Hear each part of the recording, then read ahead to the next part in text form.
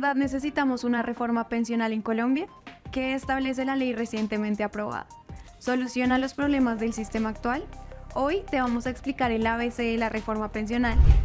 En primer lugar, el proyecto de ley propone un sistema de protección integral para la vejez que no solo reforma el sistema pensional, sino que amplía el programa de gasto social para adultos mayores vulnerables, hoy Colombia Mayor, y ajusta las condiciones para quienes no cumplen requisitos para pensionarse. La reforma propone 4 pilares. El pilar solidario, que entrega subsidios focalizados de una línea de pobreza extrema, 223.000 mensuales a precios de hoy, a colombianos en pobreza extrema, pobreza o vulnerabilidad. ¿Cuál es la edad requerida? 65 años para hombres y 60 años para mujeres. Recordemos que actualmente el programa Colombia Mayor entrega subsidios de 86.000 pesos mensuales a un grupo más reducido de beneficiarios. Efecto positivo. Aumenta las transferencias monetarias a un grupo más amplio de adultos mayores vulnerables.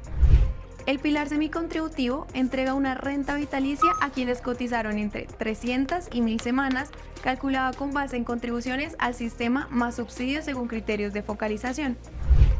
Una renta vitalicia es menor a una pensión, que en Colombia debe ser mayor o igual a un salario mínimo. ¿Cuál es la edad requerida? 65 años para hombres y 60 años para mujeres.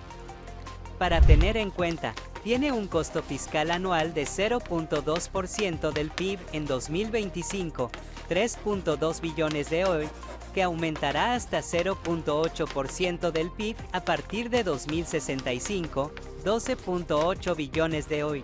Fuente, CARF.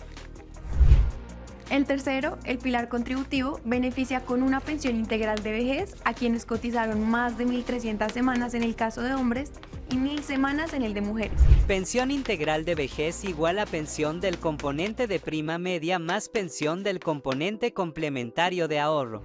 A partir de 2025 se disminuirán anualmente 25 semanas hasta llegar a las 1.000 semanas en 2036.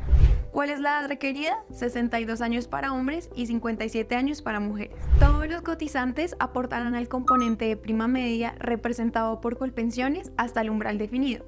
Quienes tengan un ingreso superior al umbral cotizarán sobre el excedente en el componente complementario de ahorro, a través de una administradora del fondo del pilar complementario.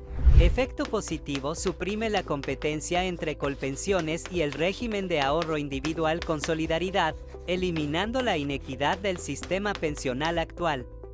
Para tener en cuenta, el pilar contributivo tiene un costo fiscal que asumirá la siguiente generación de colombianos. El cuarto pilar de ahorro voluntario se mantiene en las condiciones del sistema actual. Ahora enfoquémonos en el corazón de la reforma, el pilar contributivo, donde se definen las mesadas pensionales en función de las cotizaciones al sistema. Para esto vamos a tomar los ejemplos de 3 personas, María, Carlos y Juan. María recién ingresa al mercado laboral con un salario equivalente a 3 salarios mínimos, equivalentes hoy a 3.9 millones de pesos. María entonces cotizará Colpensiones sobre el umbral de 2.3 salarios mínimos, 3 millones de hoy, y si cumple los requisitos de edad y de semanas, recibirá una pensión de entre el 65% y el 80% de su umbral aproximadamente, entre 1.8 y 2.4 millones a precios de hoy. La diferencia entre el salario de María y el umbral que establece la reforma equivale a 0.7 salarios mínimos, 0.9 millones a precios de hoy. Ingreso base de cotización, IBC, es el ingreso sobre el que se calculan los aportes al sistema pensional.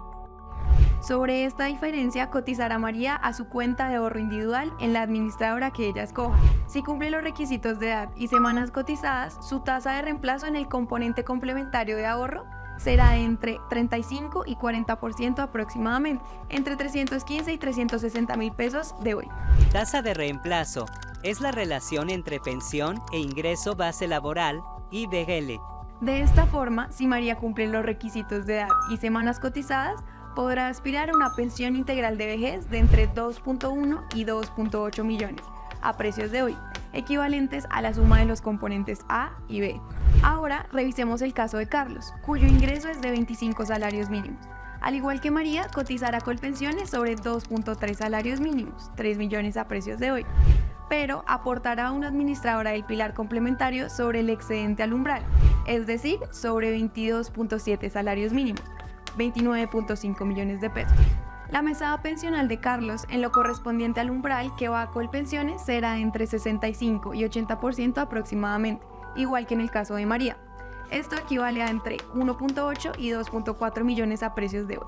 En el componente complementario de ahorro, Carlos recibirá una pensión de entre 10.3 y 11.8 millones, mucho más que María, dado que la tasa de reemplazo, entre 35 y 40% aproximadamente, se aplica sobre un IBC mayor.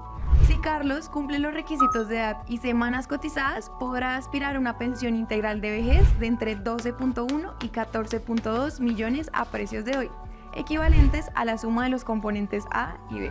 Efecto positivo. Reduce la regresividad del sistema actual al limitar los subsidios de Colpensiones a cotizantes de ingresos superiores al umbral. Con la reforma, los subsidios pensionales que entrega el Estado a Carlos disminuyen frente al escenario actual.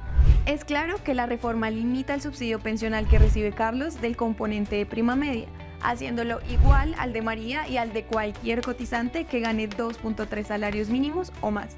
Ese subsidio equivale aproximadamente a la diferencia entre la tasa de reemplazo del componente de prima media, 65 a 80% aproximadamente, y la del componente complementario de ahorro individual, 35 a 40% aproximadamente. Oportunidad de mejora. María y Carlos reciben el mismo subsidio en el componente de prima media de su pensión, a pesar de que sus ingresos son muy diferentes. Esto sigue siendo inequitativo y la reforma tenía la oportunidad de corregirlo. Si vamos a tener un sistema de pilares, lo ideal es dejar el umbral en 1 o 1.5 salarios mínimos para reducir lo máximo posible la regresividad. Finalmente, tenemos el caso de Juan, quien al no tener una vida laboral estable, cotizó entre 300 y 1000 semanas y no podrá ser parte del pilar contributivo, es decir, no recibirá una mesada pensional. La reforma establece que personas como Juan se beneficien del pilar semicontributivo al cumplir 65 años. Juan recibirá una renta vitalicia que consiste en sus cotizaciones, más un 3% de rentabilidad y un subsidio del 20%. En el caso de las mujeres, la edad requerida es de 60 años y el subsidio será del 30%. Esta es una de las mayores desventajas de la reforma. En el pilar semicontributivo, los afiliados pierden la posibilidad de recibir una devolución de saldos, como ocurre actualmente cuando están en los fondos privados de pensiones, los cuales reconocían los intereses acumulados sobre los aportes. ¿Quieres conocer más sobre la reforma pensional? Espera nuestra próxima entrega en donde analizaremos el sistema actual de pensiones y la reforma.